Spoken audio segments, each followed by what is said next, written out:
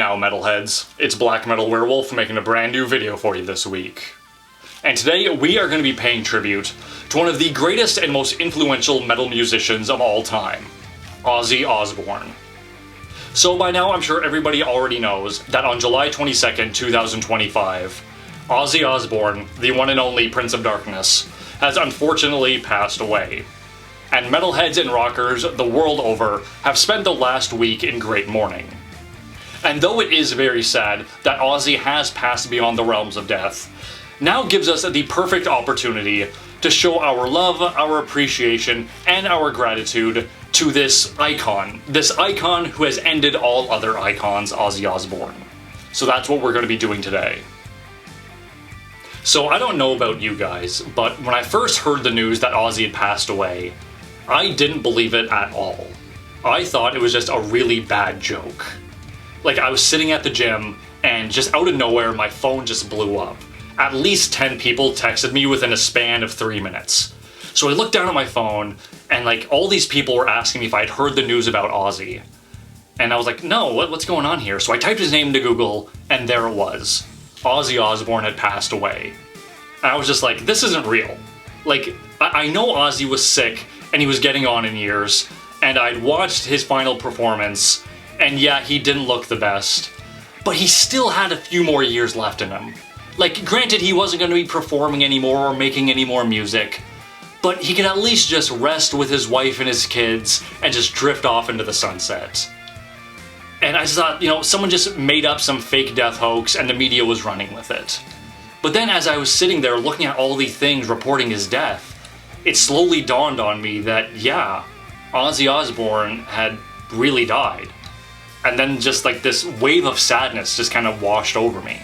So I'm not really the type of person to attach my emotions to celebrity deaths, because as much as we enjoy them and love their work, we really don't know them as people, right?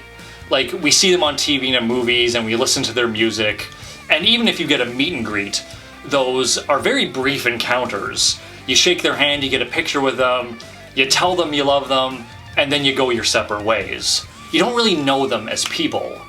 But as much as I try to separate myself from that, when I heard that Ozzy died, I felt something. It felt like there was a little hole inside of me, and I knew from that point forward that the world was going to be a different place now that he's no longer with us.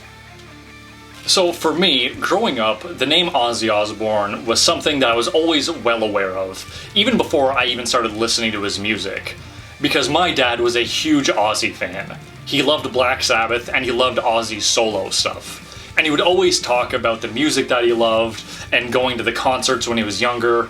And once he even brought out a bunch of old music stuff that he had a bunch of old Ozzy and Black Sabbath vinyls, and he had pictures that he took at a concert from the 80s, and it was always cool just seeing this stuff from a world I knew nothing about, and just hearing about this crazy character Ozzy Osbourne who supposedly bit the head off a bat, which was all just so wild and crazy to me.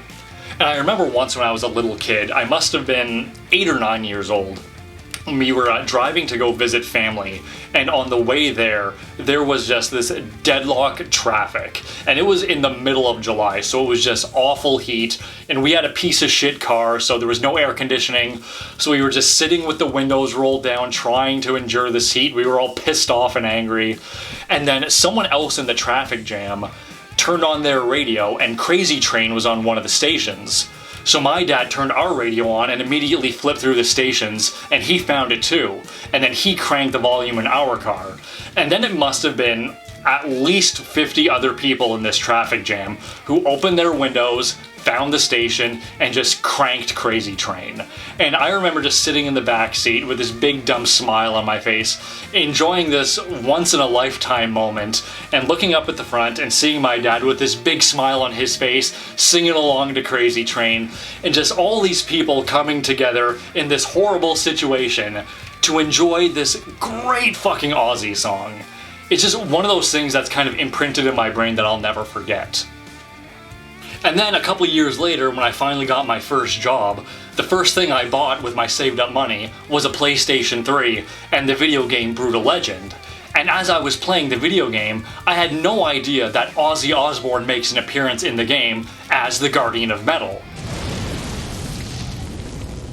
Well, it's about fucking time. Not bad. Looks like you figured out the instructions okay. You've got some demon flesh on your bumper, but that's the way the world is today, I'm afraid. Who? Oh, me? Oh, I'm nobody. I'm just a guardian of metal. Oh, wow, great. So, you want to help me fight demons and stuff? Nah, I'm not a fighter. I'm more of, what should we say, a keeper of timeless secrets, that's all. Prove yourself worthy. Maybe I'll share some with you. For instance, did you know that this world was once ruled by an ancient race of titans?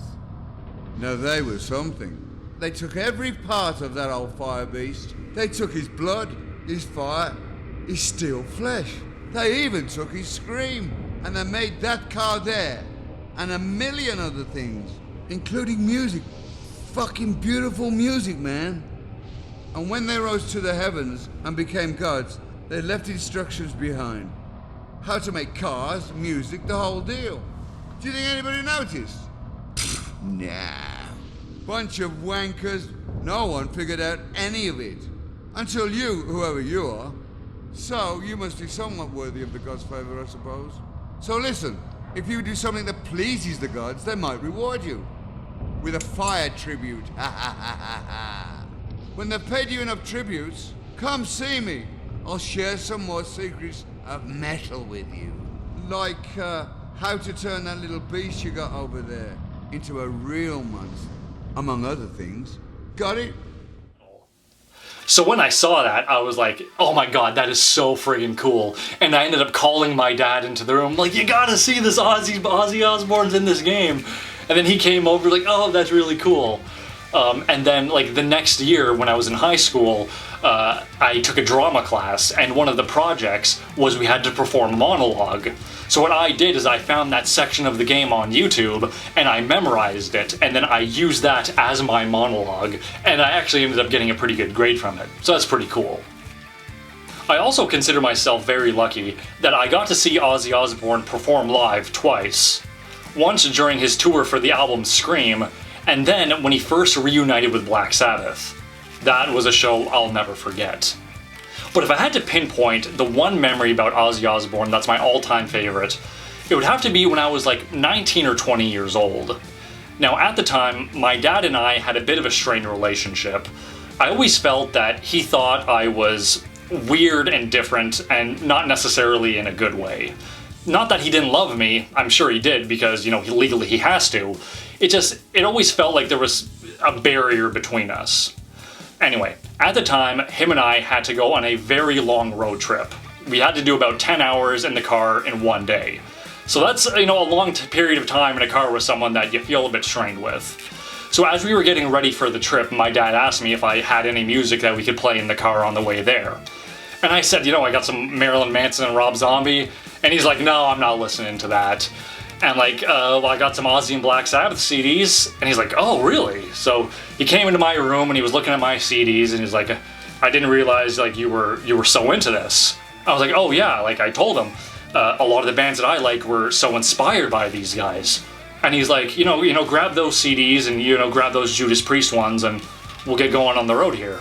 So then for the entire ride, I just put in CD after CD of Ozzy and Black Sabbath and Judas Priest.